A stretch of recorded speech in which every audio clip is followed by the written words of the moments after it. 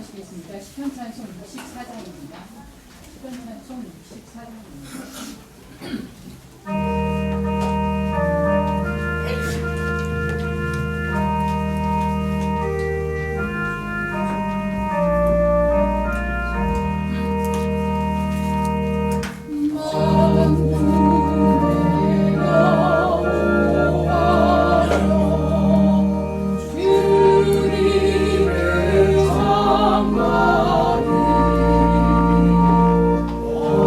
Jesus.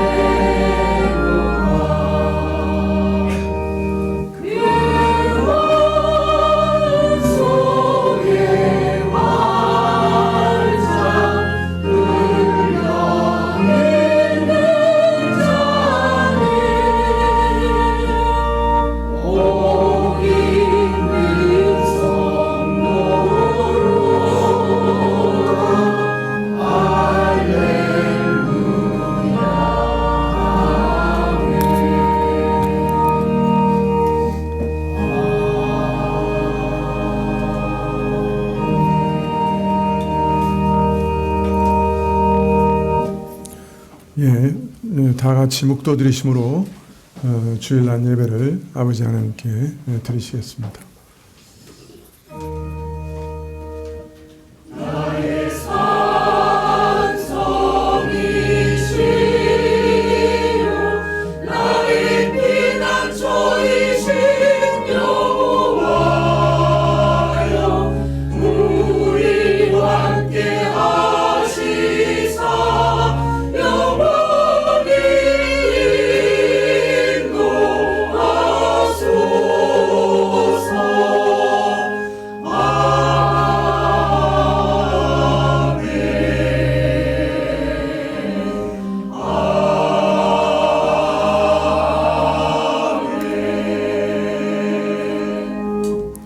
여호와여, 내가 소리로 부르짖을 때 들으시고 또한 나를 긍휼히 여기사 응답하소서. 너희는 내 영혼을 찾으라, 얼굴을 찾으라 하실 때 내 마음이 주께 말하되 여호와여, 내가 주의 얼굴을 찾으리이다 하였나이다. 아버지 하나님, 오늘도 우리가 아버지 하나님의 얼굴을 뵙고자 여기 왔습니다. 주님, 참으로 주의 영광을 저희에게 드러내시고 저희에게 임재하옵소서. 저희가 주를 만나 배웠다 참으로 저희가 말할 수 있도록 주께서 저희에게 임하여 주시옵소서. 주님, 말씀으로 말씀하여 주시고 주님께서 저희에게 평강을 주시고 저희와 함께 하심을 주께서 친히 드러내시옵소서. 주님 앞에 나아가면서 저희 죄악을 어찌 고백하지 않을 수 없겠습니까? 주님께서 저희 죄를 사하신다 하여 주 앞에 왔사오니 주여, 저희 죄를 사하시고 정결케 하사 깨끗한 마음으로 주께 예배드리게 하옵소서. 예배의 시종을 주께 의탁드리옵고 예수님의 이름으로 기도합나이다. 아멘. 예, 찬송가 7장입니다.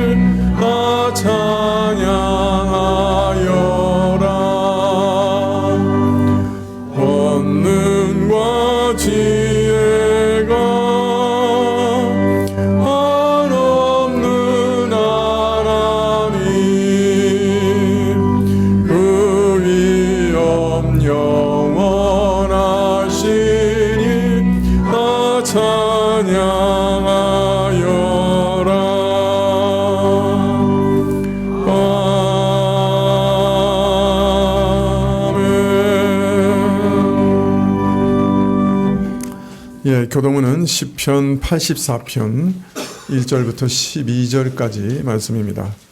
시편 84편 1절부터 12절까지 구약 863쪽입니다. 만군의 여호와여, 주의 장막이 어찌 그리 사랑스러운지요.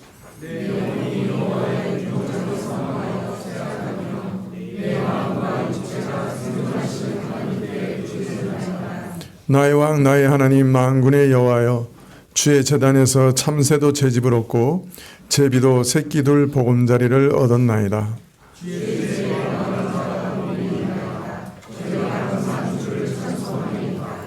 주께 힘을 얻고 그 마음에 시온의 대로가 있는 자는 복이 있나이다.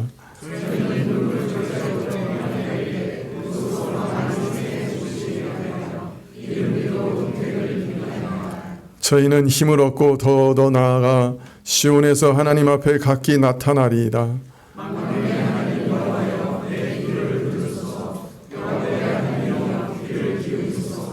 우리 방패이신 하나님이여, 주의 기름 부으신 자의 얼굴을 살펴보옵소서.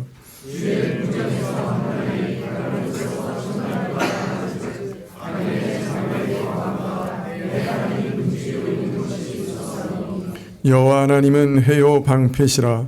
여호와께서 은혜와 영광을 주시며 정직히 행하는 자에게 좋은 것을 아끼지 아니하실 것임이니이다. 만군의 여호와여, 주께 의지하는 자는 복이 있나이다. 아멘.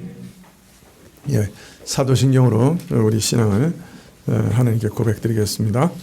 전능하사 천지를 만드신 하나님 아버지를 내가 믿사오며 그의 아들 우리 주 예수 그리스도를 믿사오니 이는 성령으로 잉태하사 동정녀 마리아에게 나시고 본디오 빌라도에게 고난을 받으사 십자가에 못 박혀 죽으시고 장산지 사흘 만에 죽은 자 가운데서 다시 살아나시며 하늘에 오르사 전능하신 하나님 우편에 앉아 계시다가 저리로서 산자와 죽은 자를 심판하러 오시리라.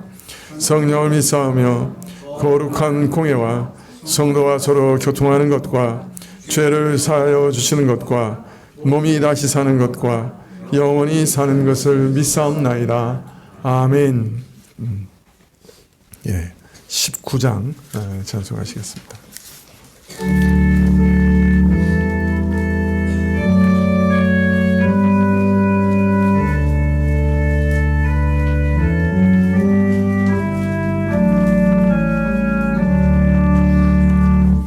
내 영혼아 찬양하라.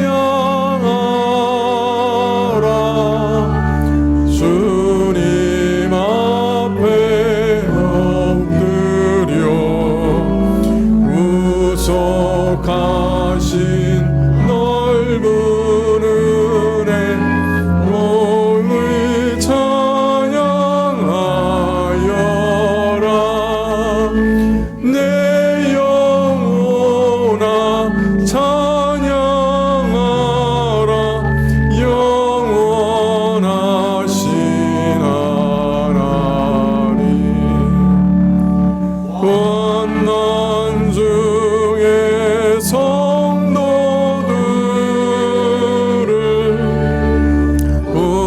구원하여 주셨네.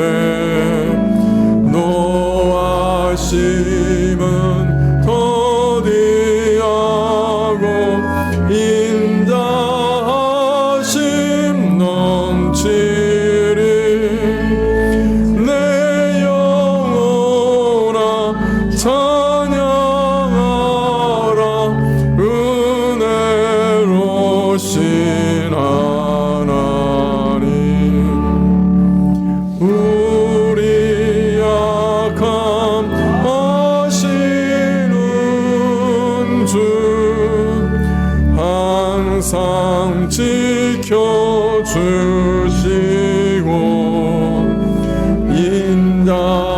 인자하신 그 손으로 보호하여 주시리. 내 영혼아 찬양하라. 자비하신 하나님 전사들아 우리 함께 주께 찬양 드리세. 해와 달과 모든 만물 주께 경배하나니. 내 영혼아 찬양하라. 영광의 주 하나님.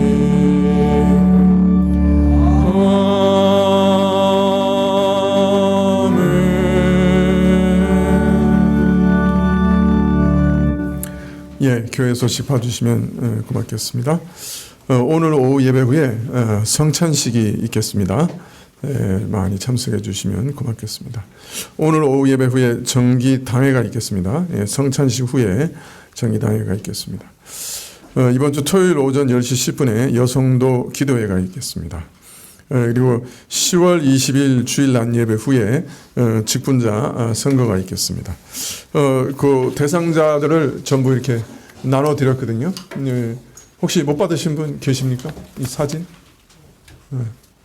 다 받으셨죠? 예. 장로님들과 안수집사 후보는 공교롭게도 동일합니다. 그래서 앞에 한 장으로 다 사진을 드렸고요. 권사 후보도 드렸습니다. 장로 후보는 35세 이상 된 남자 중에 입교인으로서 지교에서 흠없이 5년을 경과하신 분, 집사는 30세 이상 남자 된 분으로 흠없이 5년 이상 경과된 분, 그리고 권사는 45세 이상 된 입교인으로서 흠없이 5년 이상 집사로 교회에 봉사하신 분, 이렇게 되어 있습니다. 그래서 저희는 장로는 3분 투표할 것이고 안수 집사는 8분, 그 다음에 권사도 8분 투표할 겁니다. 맞죠? 예. 제 기억을 저는 확신을 못하기 때문에 예. 그래서 10월 20일 날 투표할 건데요. 오늘 가져가셔서 하나님께 기도하시면 좋겠습니다. 정말로 하나님의 뜻을 대리해서 교회를 대리 통치할 자들, 또 교회 안에서 하나님의 손과 발이 돼서 모든 일들을 수행할 자들, 또 여자분들 안에서 젊은 분들을 이렇게 다스리고 또 인도하실 분들 이렇게 기도하시고 10월 20일 날 하나님의 뜻입니다 하고 고백하시기를 바랍니다. 투표한다는 것은 내 뜻입니다가 아니고 하나님이 이분을 세우기를 원하시는 것으로 저는 믿습니다 하고 투표하시는 거예요. 그러니까 하나님의 뜻이 어디 있습니까 하고 기도하셔야 되는 거죠. 그래서 2주간 기도하시고 10월 20일 날 말씀해 주시면 좋겠습니다. 혹시 남자분들 중에 35세 이상 됐는데 5년이 경과됐는데 여기 사진이 안 올라오신 분, 또 30세 이상 됐는데 5년이 경과됐는데 사진이 안 올라오신 분, 이런 분들이 있으면 빨리 말씀해 주십시오. 저희가 수정을 하겠습니다. 저희가 2019년도 그 교회 주소록과 그 다음에 이제 밴드에 가입한 날짜를 참조해서 이것을 작성했는데요. 혹시 교회 출석을 시작하셨는데 밴드에 아주 늦게 가입하셔가지고 그 정도는 아니겠지만 하여튼 1년 후에 가입하셨다 이렇게 해서 5년은 지났는데 밴드에는 가입한 지 4년밖에 안 돼서 이 명단에 못 오르신 분이 혹시 계시면 말씀해 주시면 수정하도록 하겠습니다. 기도하시겠습니다.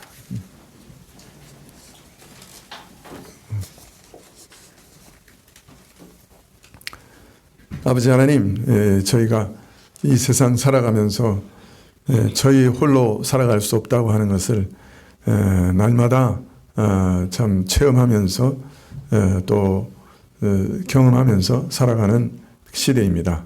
또 저희가 나이가 들어갈수록 정말 하나님께서 우리를 돕지 않으시면 저희가 이 세상에서도 견뎌낼 수 없다고 하는 것을 깊이 경험하고 또 깨닫게 됩니다. 이러한 때 우리가 하나님께 나아가 기도하지 않을 수 없습니다. 저희가 할 수 없는 것들을 기도하지 않을 수 없습니다. 특별히 이 시간에 하나님, 저희가 기도하는 것은 성령을 저희에게 충만하게 주시옵소서. 하나님의 영이신 성령을 저희 심령에 충만하게 부어 주십시오. 그래서 성령으로 인해 저희에게 새로운 마음을 주시기를 원합니다. 주님, 저희 옛사람의 마음에 이끌려서 저희가 죄 짓지 않게 해주시고 죄의 정욕에 이끌려서 악의 구렁텅이에 빠지지 않도록 도와주시고 저희가 끊을 수 없는 참 습관적인 죄악들 성령께서 역사해 주십시오. 성령께서 새로운 마음을 주십시오. 죄를 싫어하는 마음을 주십시오. 하나님의 말씀을 순종하는 것을 기뻐하는 마음을 주십시오. 선을 행하는 것을 기뻐하는 마음을 주십시오. 미워하는 것을 싫어하게 해주십시오. 용서하는 것을 기뻐하게 해주십시오. 하나님, 우리 마음에 성령을 주십시오. 그래서 우리 옛사람으로서는 도무지 가질 수 없는 그런 마음들, 새로운 마음들을 저희에게 가득 채워주시기를 간절히 기도합니다. 특별히 성령의 지혜를 주십시오.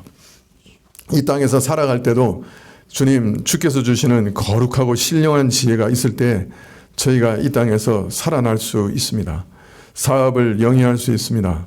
사람들과의 관계를 잘 맺을 수 있습니다. 가족을 잘 돌볼 수 있습니다. 자녀를 잘 다스리고 양육할 수 있습니다. 주님, 저에게 성령의 지혜를 주십시오. 주님, 기이한 성령의 지혜를 주십시오. 기도할 때마다 참으로 이 땅에서 살아갈 수 있는 기이한 성령의 인도하심을 저에게 주시기를 원합니다. 특별히 성령이 주시는 믿음과 안식과 평강을 주십시오. 주님, 사방에서 옥죄어 올지라도 하나님이 나와 함께 하시니 내가 누구를 두려워하려 하는 담대함을, 그리고 성령이 우리의 마음에 주시는 하늘에서 내려부터 오는 평강을 저에게 주십시오. 성령의 충만함을 저에게 주시기를 간절히 기도합나이다. 주님, 상을 당해서 주님 지금 장례를 치르고 있는 가정, 성령이 주시는 위로를, 참 천국에 대한 소망을 주셔서 주님 위로하게 하여 주십시오. 또 부모님들의 병약함으로 인해 기도하고 있는 우리 많은 가정이 있사오니 저들을 긍휼히 여기시고 부모님들을 치료해 주시고 또 주께서 만나실 때까지 믿음을 견고하게 지켜주십시오. 자녀들의 연약함으로 인해 기도하고 있는 가정들, 주님 그 기도 다 응답해 주시기를 원하고 깨끗이 치료해 주시기를 원하고 후유증 없게 도와주시기를 간절히 기도드립니다. 저희의 모든 연약함을 주님께 의탁하고 사업에 있어서도 주님께서 붙들어 주셔서 넉넉하게 하시기를 구하옵고 직장들을 지켜주시기를 구하옵고 저희 건강을 지켜주시기를 구하옵고 주님께 날마다 주님 나와서 예배드리며 교통하게 하시기를, 성령의 충만함을 날마다 구하게 하시기를 구하올 때 예수님의 이름으로 기도합니다. 아멘.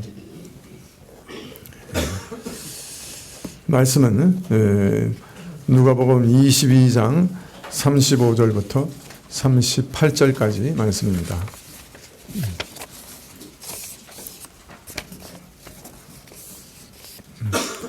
누가복음 22장 35절부터 38절.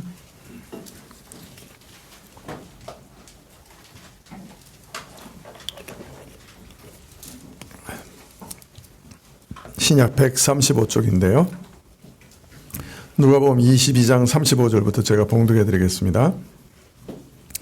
저에게 이르시되 내가 너희를 전대와 주머니와 신도 없이 보냈을 때 부족한 것이 있더냐? 가로되 없었나이다. 이르시되 이제는 전대 있는 자는 가질 것이요 주머니도 그리하고 검 없는 자는 겉옷을 팔아 살지어다. 내가 너희에게 말하노니 기록된 바 저는 불법자의 동류로 여김을 받았다 한 말이 내게 이루어져야 하리니 내게 관한 일이 이루어감이니라. 저희가 여짜오되 주여 보소서 여기 검 둘이 있나이다. 대답하시되 족하다 하시니라.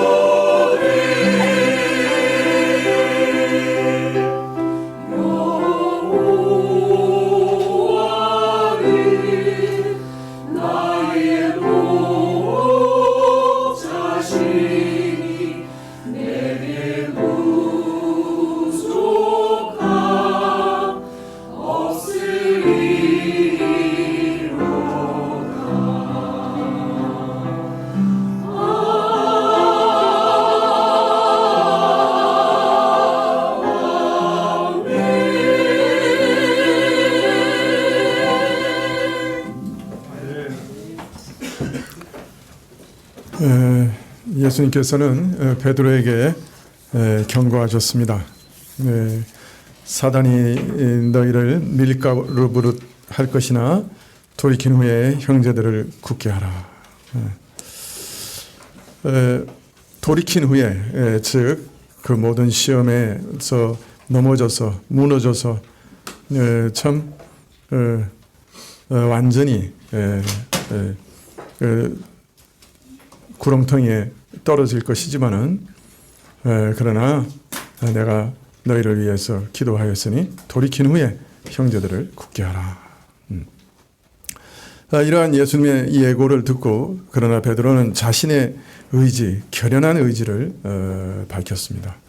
주여, 나는 주와 함께라면 감옥에도 갈 것입니다. 목숨도 주를 위해 버릴 수 있습니다.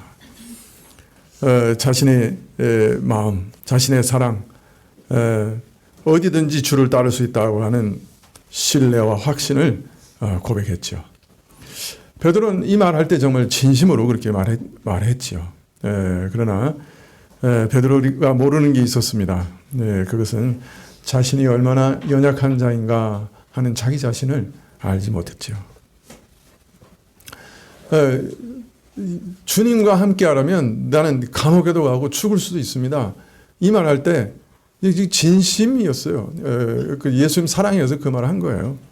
그러나 그 말을 지킬 수 있는 힘과 의지가 사실은 그에게 없다고 하는 것을 자신도 몰랐어요. 아마 3번 부인한 다음에 자기도 깜짝 놀랐을 거예요. 야, 내가 이런 정도밖에 되지 않는가. 자신의 부패와 악함의 깊이를 제대로 깨닫지 못했습니다. 그래서 이런 자신감, 이런 신뢰와 확신이 나왔던 것이죠. 사실 예수님을 믿는다 하는 것은 참 신비한 일입니다. 어떤 사실, 어떤 진리, 그걸 믿는다고 하는 게 아니거든요. 사실은 그 믿음이라고 하는 것 안에는 성령의 역사가 있고 성령께서 우리 영혼을 살려주셔서 죽은 영혼을 부활시키셔서 하나님이 살아계신 것을 알게 하시고 그리고 그 하나님과 교제하게 하시고 그 하나님을 의식하게 하시고 그리고 그 하나님이 보내신 자를 신뢰하고 자기 영혼을 맡기게 하시는 그런 귀한 은혜가 믿음이라는 말 속에 들어있는 것이거든요. 그렇기 때문에 이 믿음이라고 하는 것은 우리의 의지나 결단에 달려있지 않습니다. 우리가 그걸 모르는 거죠. 내가 한번 결심하고 따라가겠다, 믿겠다 하면은 할 수 있다 이렇게 착각하고 있는 거죠. 그런데 그것은 우리의 의지와 우리 수준의 어떤 일과는 동떨어진 거예요. 어떤 면에서 우리를 넘어서서 오직 하나님 편에서만 붙들어 주실 수 있는 것이 믿음인 것입니다. 이러한 믿음의 비밀을 베드로는 알지 못했지요. 이런 비밀을 아는 사람은 내가 이 믿음을 지키겠습니다가 아니고 하나님 정말 내게 믿음을 주십시오 하고 참 겸손하게 엎드려서 이렇게 붙들지요.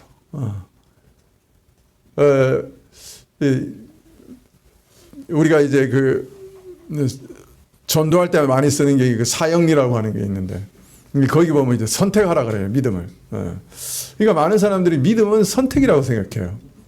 물론 선택의 요소가 있어요.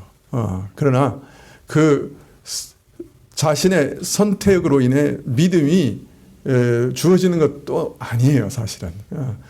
믿음이라고 하는 것은 선택의 요소가 분명히 있지만은 선택 이전에 하나님의 부르심이 있어야 되거든요. 그 부르심이라고 하는 것이 그냥 지식적인 어떤 이해가 아니라 내 마음이 움직이는 거예요. 내 속에 있는 영혼이 살아나서 하나님을 의식하게 되는 거예요. 그렇기 때문에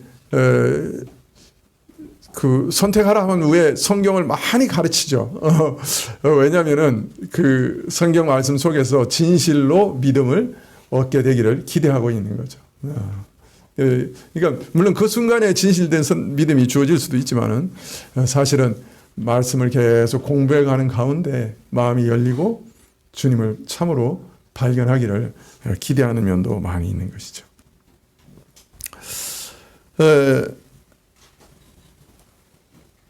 참 자신의 믿음의 견고함을 확신하는 베드로에게 예수님께서 말씀하십니다. 내가 내 목숨을 나를 위해 버리겠느냐? 진실로 진실로 내가 내게 이르노니 닭 울기 전에 내가 3번 나를 부인하리라. 모든 것을 다 버리고 마지막 순간까지 충직하게 따라온 사람을 향해서 야, 내가 나를 위해 목숨을 버릴 것이냐? 길게 기다릴 것도 없다. 오늘 밤에 네가 나를 3번 부인할 거다. 이 말씀은 네가 확신하는 그 내 믿음이라고 하는 것은 이런 것이다. 너희 믿음은 견고한 것이 아니요 오늘 3번 나를 부인하되 저주하면서 나를 부인하는 정도의 믿음에 지나지 않다. 그러나 예수님께서는 이 제자들을 위해 기도하셨지요.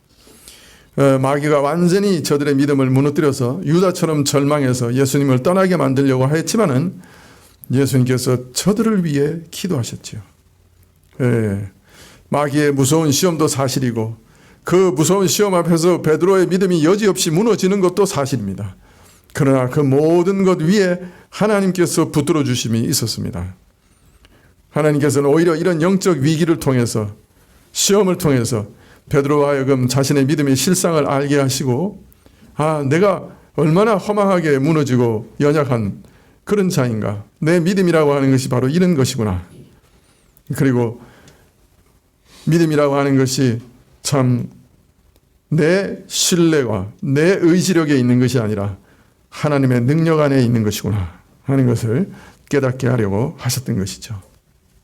그래서 그러한 믿음 얻기 위해 자기를 완전히 부인하고 자기를 의지하지 않고 자기의 결단이나 의지력도 선택도 의지하지 않고 그저 긍휼이 많으신 하나님께 자신의 영혼을 맡기게 하시려고 그래서 무너지지 않는 참된 믿음을 저에게 은혜로 허락하시려고 이런 일을 허락하셨던 것이죠. 신자들도 대부분 그렇죠. 처음에 은혜를 받으면 자기가 결단하고 선택하고 기도하면은 믿음을 지킬 수 있다 이렇게 오해합니다. 이게 기도라고 하는 것도 완전히 하나님께 자신을 던져놓는 그런 겸손한 기도가 아니라 그냥 날 도와주세요 이제 그 정도 기도죠. 그런데 기도도 하고 결단도 하고 그런데 넘어지고 또 넘어집니다. 내가 참 제가 이제 신혼 초에 발견한 기이한 일은 내가 오늘은 정말 아내에게 잘해줘야 되겠다 하고 결심하는 날 아내하고 꼭 싸웠어요. 진짜로. 오늘은 정말 아내가 원하는 대로 다 해줘서 아내를 행복하게 해줘야지 하고 결심하는 그날 꼭 싸웠어요.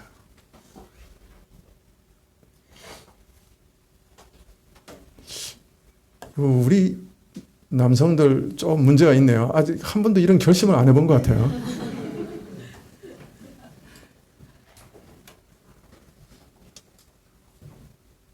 왜 그렇습니까? 우리가 연약한 자들이에요. 그게 율법이 돼가지고 오히려 그거 신경 쓰다가 아내에다가 신경 쓰다가 아내가 뭐 조금만 잘못하면 파르르 하고 떠는 거예요.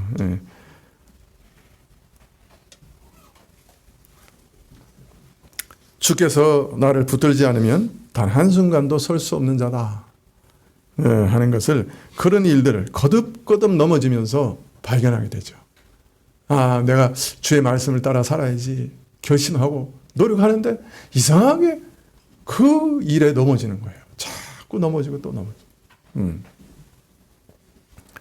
경험해 본 사람은 알아요. 그러니까 주의 말씀을 따라 내가 살아야 되겠다고 결심해 본 사람은 알아요. 그렇게 안 한 사람은 아직 잘 모르는 거예요. 자기 속에 있는 게 뭔지도 몰라요, 사실은. 정말로 내가 주의 말씀대로 살아봐야지, 십계명을 따라 살아봐야지 하고 결심한 사람은 알아요. 내가 얼마나 자주 넘어지는지, 얼마나 쉽게 넘어지는지 알 수 있어요. 안 해봐서 몰라요. 물론 뭐 행동으로는 할 수 있겠지 모르지만 마음이 변화되지 않죠.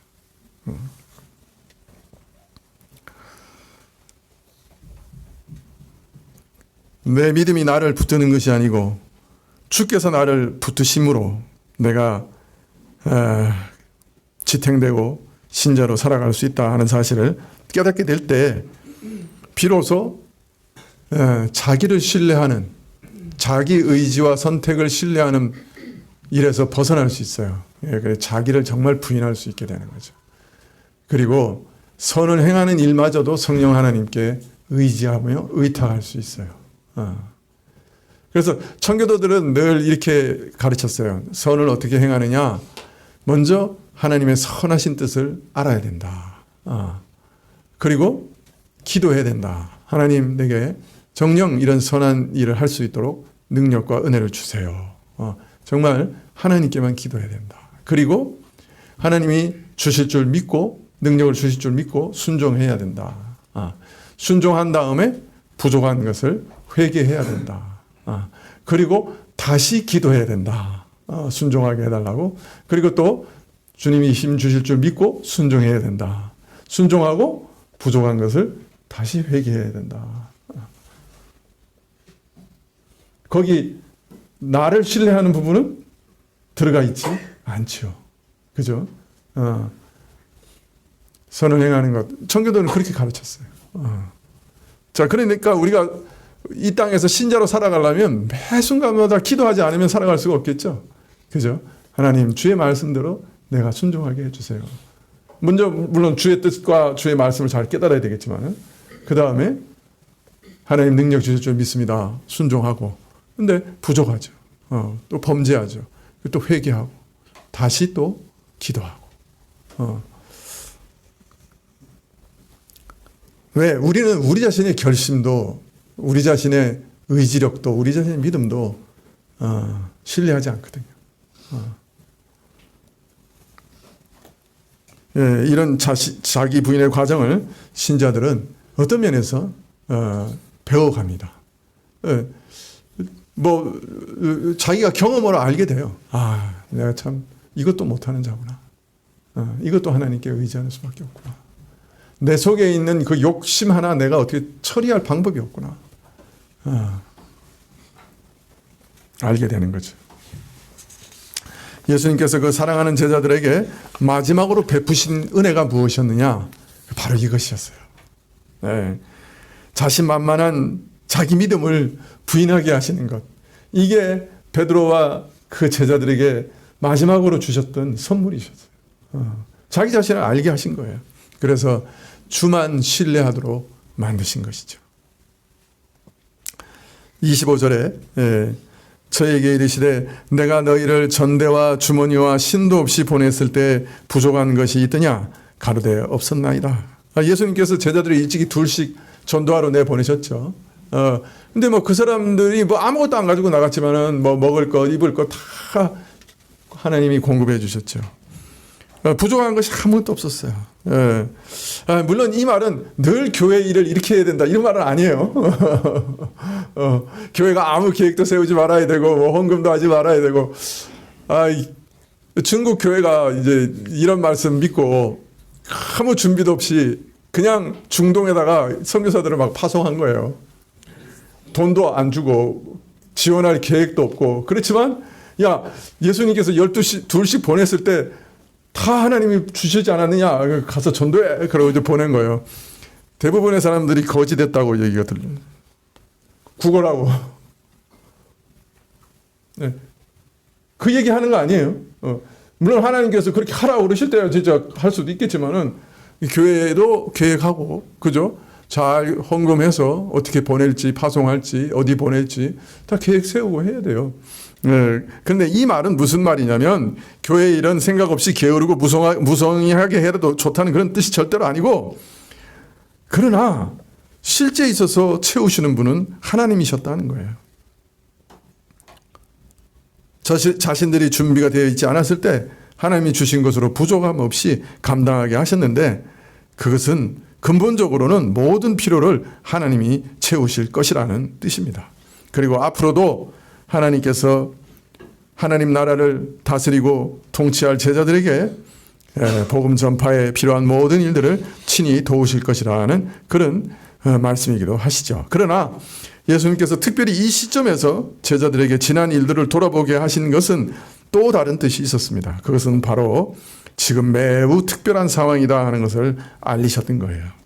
지금까지는 예수님께서 육신으로 함께 계셨어요. 그리고 모든 필요를 채워주셨어요. 영육간의 필요를 채워주셨어요. 그러나 이제는 드디어 홀로 두실 때가 된 거예요. 제자들을 홀로 두실 거예요. 지금까지는 예수님만 바라보면 됐어요. 인도하시는 대로 따르면 됐어요. 그러나 이제 예수님께서 당분간 제자들을 떠나실 거예요. 저들을 홀로 내버려 두실 거예요. 그리고 가장 어려운 시험을 당하게 하실 겁니다.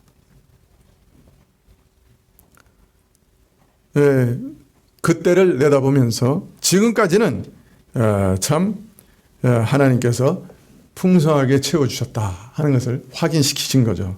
그리고 26절에 이르시되 이제는 전대 있는 자는 가질 것이요 주머니도 그리하고 검없는 자는 겉옷을 팔아 살지어다. 내가 너희에게 말하노니 기록된 바 저는 불법자의 동류로 역임을 받았다 한 말이 내게 이루어져야 하리니 내게 관한 일이 이루어 감이니라.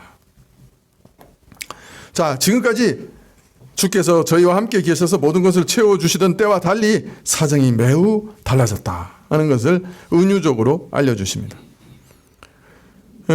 아무 준비 없이 부족한 것 없었던 이전과는 달리 이제는 준비해야 된다. 전대를 준비해라. 전대 뭐죠? 돈 주머니. 돈 주머니. 지갑 가지고 나가야 돼. 이전에는 뭐 돈도 안 가지고 나갔지만 이제 지갑 가지고 있어야 돼. 그 다음에 주머니. 옷가지나 식량을 넣는 가방. 그죠? 특히 식량을 넣는 아마 가방. 그 주머니. 그 다음에 검. 칼을 준비하라. 제자들이 겪게 될 심각한 상황을 참 목자를 잃어버린 양떼 같은 그런 심각한 상황을 저들을 홀로 버려둘 때가 이른 것을 알리신 것입니다. 저희에게 닥치는 모든 일을 이제 스스로 감당할 수밖에 없어서 이제는 지갑도 필요하고 식량 주머니도 필요하고 칼도 필요하다. 이렇게 알리신 것이죠. 시험의 때가 이르렀다 알리셨던 거죠. 이게 바로 사단이 밀가루로 저희를 마음대로 뒤흔들 그 시험이었습니다. 마태와 마가는 알리되 이 시험을 이렇게 알립니다. 내가 목자를 치리니 양떼가 다 흩어지리라. 스가랴 선지자의 예언을 인용하신 말씀입니다. 스가랴 선지자는 매우 특별한 예언을 하셨는데요. 하나님께서 이스라엘을 위하여 죄와 더러움을 씻는 은혜의 샘이 활짝 열리게 될 것이다. 이렇게 예언을 합니다. 죄와 더러움을 씻어낼 참 은혜의 샘이 이제 막 솟아날 거다. 이렇게 약속하고 계시는 거예요. 자, 그런데 이 은혜를 이스라엘 전부에게 베푸시는 그 방식은 매우 독특한 것이었어요. 이 은혜의 샘이 어떤 방식으로 열리느냐? 스가랴서 13장 7절에 보면 만군의 여호와가 말하노라 칼이 깨어서 내 목자 내 짝된 자를 치라. 목자를 치면 양이 흩어지려니와 작은 자들 위에는 내가 내 손을 들이우리라. 여호와가 말하노라 이 온 땅에서 3분의 2는 멸절하고 3분의 1은 거기 남으리니 내가 3분의 1을 불 가운데 던져 은같이 연단하며 금같이 시험할 것이라. 그들이 내 이름을 부르리니 내가 들을 것이며 나는 말하기를 이는 내 백성이라 할 것이며 그들은 말하기를 여호와는 내 하나님이라 하리라. 자, 이스라엘의 구원, 죄와 더러움을 씻는 은혜의 샘이 열리는 은혜. 이 일은 어떤 방식으로 주어지느냐? 저들을 다스리고 돌보는 목자가, 하나님의 짝된, 하나님의 동료인 목자가 끊어짐으로 침을 당하며 죽임을 당하면서 끊어지고 그래서 온 양떼가 흩어지는, 이스라엘이 다 흩어져 버리는 그런 어려운 과정을 통해서 이루어질 것이다. 이렇게 예언하고 있어요. 그러니까 우리의 모든 죄와 더러움을 완전히 씻어내는 은혜의 샘이 어떤 방식으로 우리에게 주어지느냐? 목자가 침을 받아 끊어지는, 침을 받는다는 건 쳐서 죽인다는 말이거든요. 이건 목자를 죽이는 방식으로 이루어질 것이다.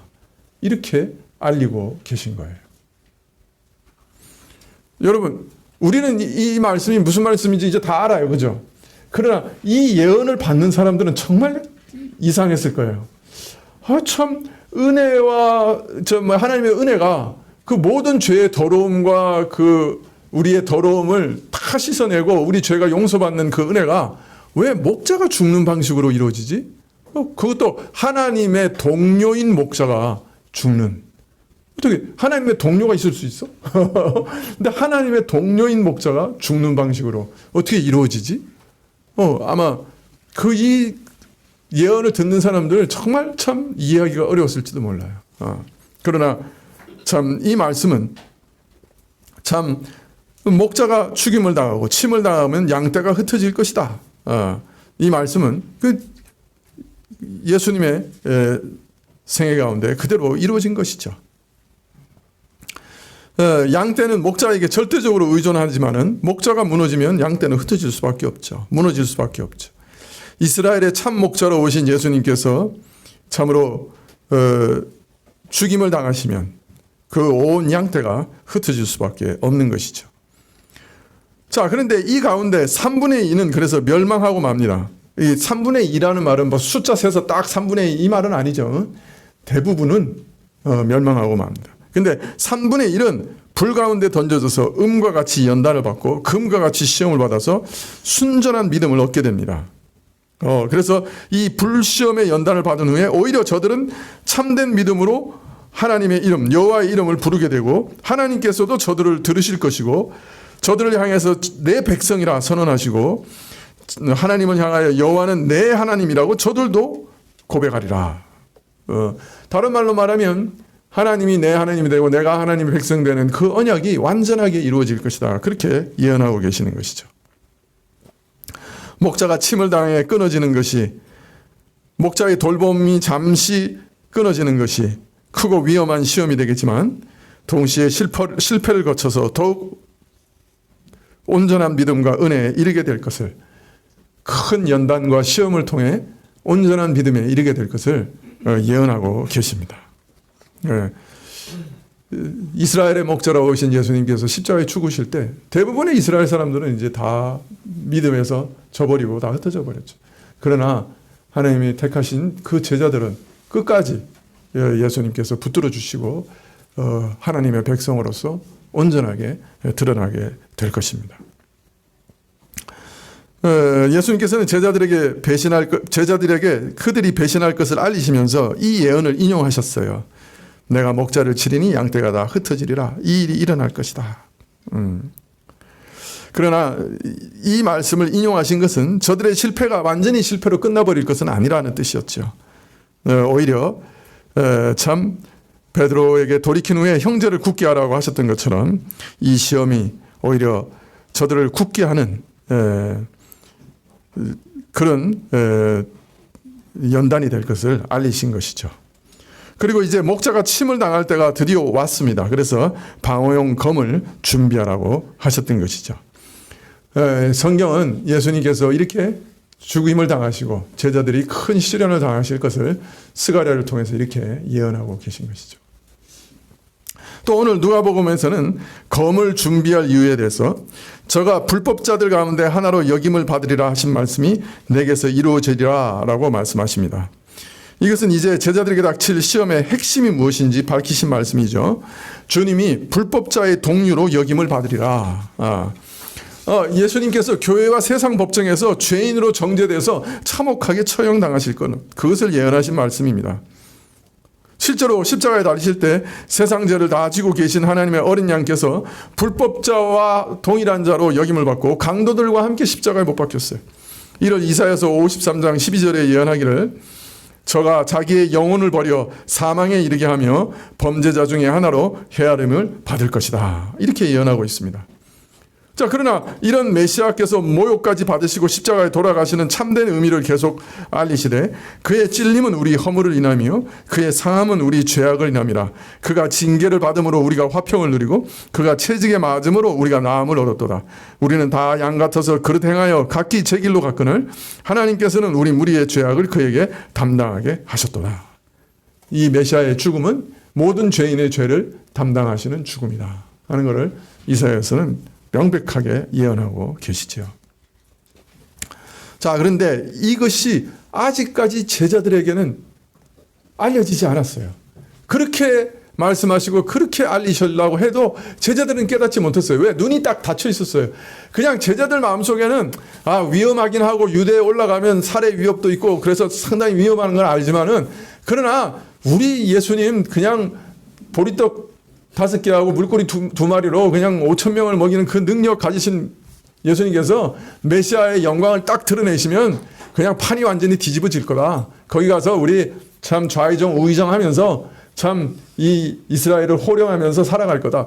이런 기대감이 그냥 눈앞에 딱 있으니까 아무리 예수님께서 내가 이번에 올라가서 십자가에서 죽는다 얘기하셔도 그러니까 안 들어가는 거예요. 여러분, 그런 거 참 많아요, 우리가. 예, 확정 편향이라는 게 있어요. 우리 안에, 우리 이성 안에. 예, 뭔가 하나가 딱 박히면 다른 건 아무것도 안 보이는 거예요. 유치원 애들이 잔뜩 모여 있어도요, 엄마는 자기 애 얼굴만 딱 보여요. 믿으십니까? 경험해 본 사람 알 거예요. 다른 거 안 보여요. 자기가 원하는 거 딱 찍히면 아무것도 안 보여요. 교회 올 때도 처음에 예수님 믿으면 부자 된다, 예수님 믿으면 잘 산다더라, 그게 딱 꽂혀 있으면요, 그 다음에 아무리 다른 얘기해도 안 들리는 거예요. 무서워요. 이 확정 편향이라고 하는 거는. 제자들이 그랬어요.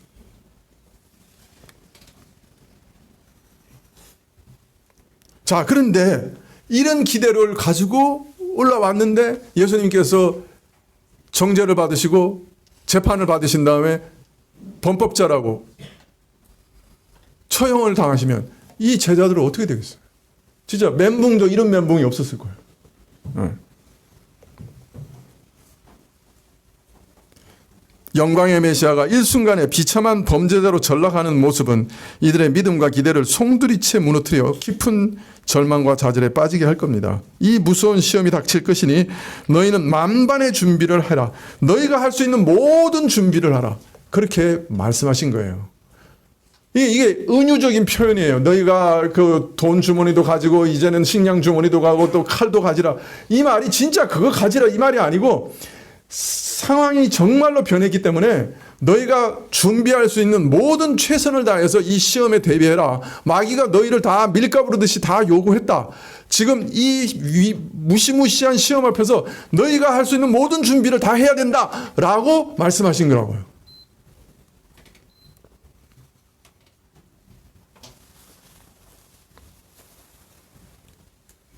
그랬더니 38절에 저희가 여짜오되 주여 보소서 여기 검이 둘이 있나이다. 아니, 지금 로마 군병들이 쳐들어오고 대제사장들의 하속들이 무리로 쳐들어오면 검 2개 가지고 뭘 하겠어요? 지금 이 사람들은 앞으로 닥칠 시험이 뭔지 전혀 깨닫지를 못하는 거예요. 뭘 준비하는지도 몰라요. 엉뚱한 대답하고 있는 거예요. 사단이 지금 공격해 오는데 그 시험의 배우가 너희 상대할 대적이 영적인 전쟁이고 사단이라고 가르쳐 주셨는데 기껏 칼 2자루 준비했다고 지금 얘기하고 있는 거예요. 제자들은 예수님의 말씀을 너무 현실적으로 세속적으로 이해했어요. 예루살렘의 심상치 않은 분위기를 다 느끼고 있었어요. 그래서 갈릴리인들은 그 동양인의 관행대로 단검을 지니고 예루살렘에 올라왔어요. 이 단검이지만 상당히 긴 검이었을 거예요. 그런데 이 검을 상의 외투 속에 항상 숨겨놓고 있는 것이 이 갈릴리 사람들의 전통이었어요. 근데 주님의 교훈을 오해하고 엉뚱한 기대를 가지고 있었던 사람들이었기 때문에 예루살렘에 올라가면서 그래도 나름대로 필요할지 몰라서 분쟁을 대비해서 예방책으로 갈릴리인의 습관을 따라 당금을 숨겨왔던 거죠.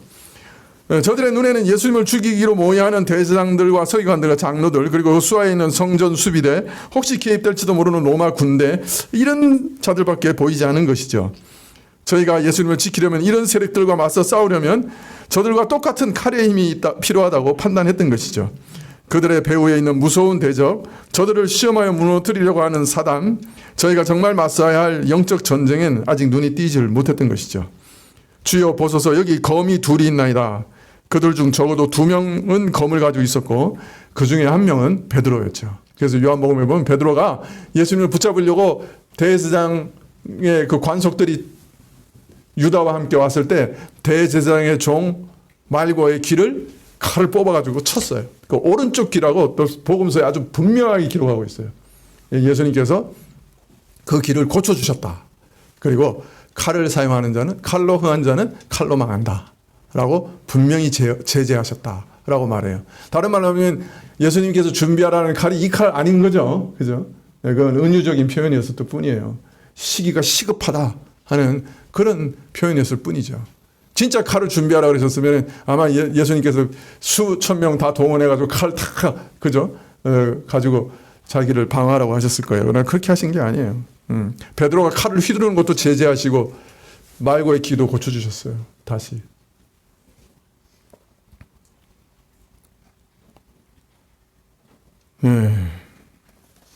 참 무엇을 준비해야 될지 모르는 영적으로 참 어두운 제자들에게 검 2자루가 준비됐다고 하자 예수님께서 시간이 없으셨어요. 더 설명하실 시간도 없었어요.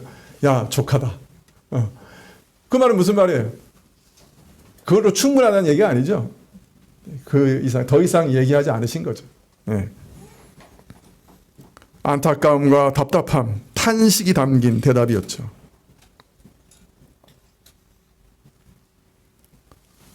그것으로 족하다. 긍정적인 의미가 아니었어요. 겟세마네 동산에서 함께 기도하자라고 말씀하셨던 그 일이 사실은 이러한 준비였던 것이죠. 모르겠습니다. 여러분은 어떻게 느끼실지 모르지만 저는 교회가 지금 큰 시험 앞에 있다고 생각합니다. 소식을 아시는 분들은 아시겠지만 대법원에서 동성애자들 부부의 의료보험을 허락하는 그런 판결을 내렸죠. 이 판결이 의미하는 바는 이제 2년 내에 동성애가 합법화된다 하는 얘기가 될 것입니다. 다른 나라들도 다 그런 전철을 밟아왔기 때문에 그렇게 되면 교회 안에서 이제 동성애에 대해서 설교하는 것도 불법이 될 가능성이 아주 높죠. 그래서 미국이나 영국이나 이런 곳에는 동성애자에 대해서 불법이라고 그거 잘못된 거라고 설교하는 목사들의 사임을 총회에서 받는, 그래서 교회에서 내쫓는 그런 일들도 지금 일어나고 있고요. 영국 같은 경우에는 그것이 법원에서 이렇게 체포영장이 발부돼서 목사들을 체포하는 그런 일들도 지금 이제 일어나고 있습니다. 그래서 목사들이 영국에서 사역을 못하고 다른 나라로 이주하는 그런 일들도 지금 일어나고 있습니다. 교회는 지금 시험에 들지 않도록, 이런 법이 통과되지 않도록 열심히 기도하고 있는데요. 저는 또 다른 기도도 우리가 해야 되지 않겠는가.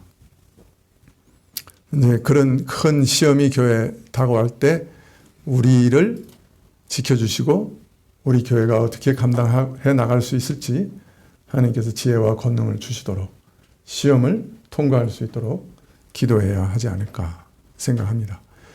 베드로에게 이미 시험은 결정난 일이었어요. 그리고 그 시험을 어떻게 이기게 될 것인가, 또 혹시 실패했더라도 다시 일어날 수 있는가 하는 것이 기도 제목이었어요. 어떤 면에서 한국교회는 이미 시험 눈앞에 있습니다. 시험이 허락되었는지도 모릅니다. 그렇다면 우리는 어떻게 기도해야 할 것인가? 기도 제목이 좀 달라져야 되겠죠. 사실 그것만 아니에요. 사실은 정말 우리에게 다가오고 있는 시험은 상상도 할 수 없을 정도의 새로운 것들입니다. 이전 교회들은 한 번도 경험해 보지 못했던 그런 시험들이기도 해요. 그 계시록에 보면 유브라데 강을 동쪽에서 오는 2만만이 넘는 군대가 건너오는 그런 예언이 있잖아요. 그걸 막 중국에서 2억이 넘는 군대가 중동으로 가고 이렇게 해석하면 좀 곤란해요. 그 유브라데스 강이라고 하는 것은 옛날 구약의 교회의 최확장선이에요. 그러니까 교회의 변경이에요. 그러니까 교회의 담을 2억이 넘는 새로운 적이 쳐들어온다는 거예요. 마지막 때에 그런 일들이 일어날 거라고요. 교회 안에 지금까지 한 번도 경험해 보지 못했던 대적들이 교회 지경 내에 그러니까 동성애를 허락하는 교회 교단들이 지금도 부지기수잖아요. 교회 내에 이미 이전에는 없었던 대적들이 국경선을 넘어서 교회 안으로 침투해 들어오는 거예요. 쳐들어오는 거예요. 그러니까 그런 일들이 지금 시작되었어요. 제가 생각하기에는. 그 이전부터 이미 시작됐죠. 그죠?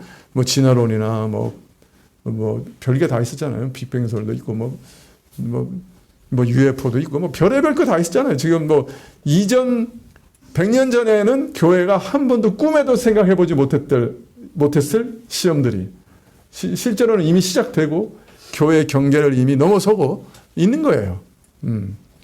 이런 와중에서 우리는 어떻게 해야 될까요? 예수님께서 말씀하셨죠. 기도해라. 말씀의 검을 품으라고. 그렇게 말씀하신 거죠. 모르겠습니다. 이제 우리는 하도 사는 게 바빠가지고 그냥 우리 기도라고 하는 게 우리 금요일 날도 맨날 기도하는 게 우리 일가 친척, 우리 자녀, 우리 부모 이 범주를 못 벗어나요. 우리 기도와. 그러나 사실은 지금은 또 다른 큰 전쟁을 예비할 때입니다. 글쎄 지금 사는 것도 힘들어 죽겠는데 또 무슨 시험이 또 다가오니까 또 기도하라고 죽을 노릇이죠. 지금도 기도하려고 그러면 막 가슴이 답답하고 앞이 안 보이고 이걸 어떻게 하나 이게 답답한데 목사님 좀 위로를 좀 해주시지. 하여튼 이 교회가 매일 이런다고 불평하실지 모르겠어요. 그러나 이것이 사실일 것이에요. 우리 일상의 일도 벅차지만은 교회도 이제 이 지상에서 참 이런 시험이 있었는가 하는 그런 시험을 우리가 겪어 나가야 할지 모릅니다. 아마 그럴 가능성이 매우 높다 생각하고 특히 한국도 2년 내에 교회 안에 아주 많은 변화들이 어려운 변화들이 일어날 것이다. 잘못하면 교회 간판 다 떼버리고 그죠? 예배 드려야 할지도 모르죠. 기도하시겠습니다.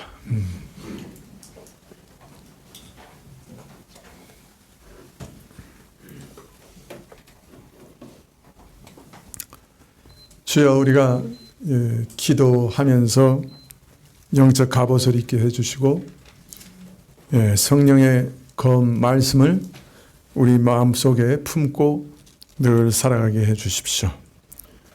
갈릴리인들이 단검을 외투자락에 숨기며 살았던 것처럼 우리도 성령의 검을 우리 심령에 품고 살아가게 해주십시오. 말씀으로 모든 것을 분별하고 하나님의 뜻 안에서 시험을 이기고 견뎌나가는 저희 모두가 또 성가교회가 되게 하시기를 이 시간에 간절히 기도드립니다. 예수님의 이름으로 기도합나이다. 아멘. 196장 찬송하시겠습니다.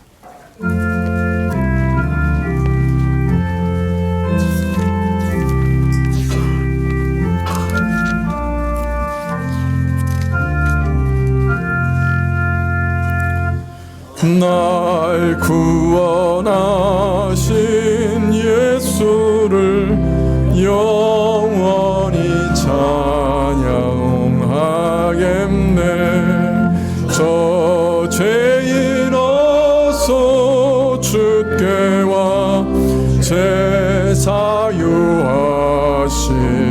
받아라. 구하라 주실 것이요 찾으라 얻을 것이라. 죄 중에 상한 영혼을 주 온전하게 하시네. 주 우리 죄를 인하여 피 흘려 죽으셨으니 이밖에 없는 사랑을 만 백성 알게 전하세. 주 예수 사랑 못 잊어 나 항상 눈물 흘리네. 이 세상 어디 가든지 내 주만 생각하도다. 목마른 자이 세매와 영생의 물을 마셔라. 내 주를 사랑한데도 늘 맘에 부족하도다.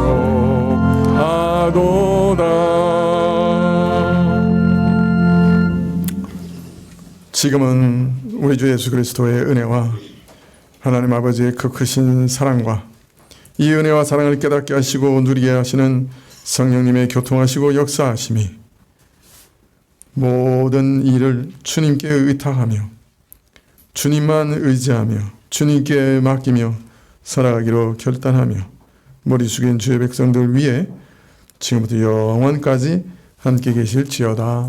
아멘.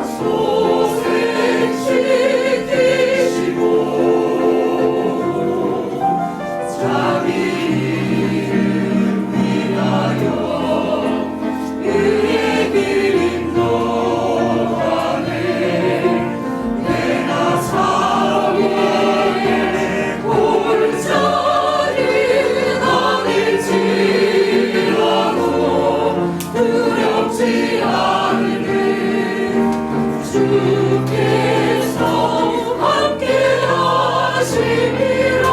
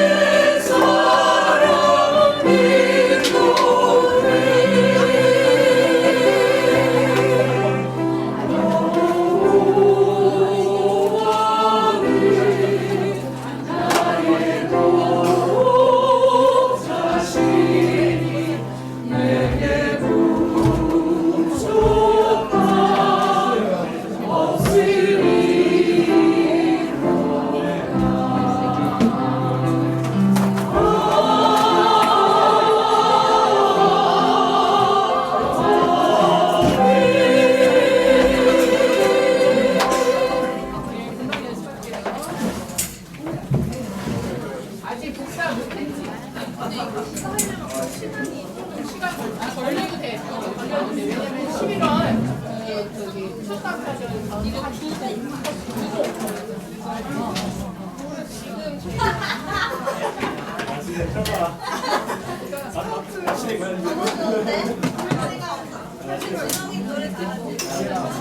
노래야 무슨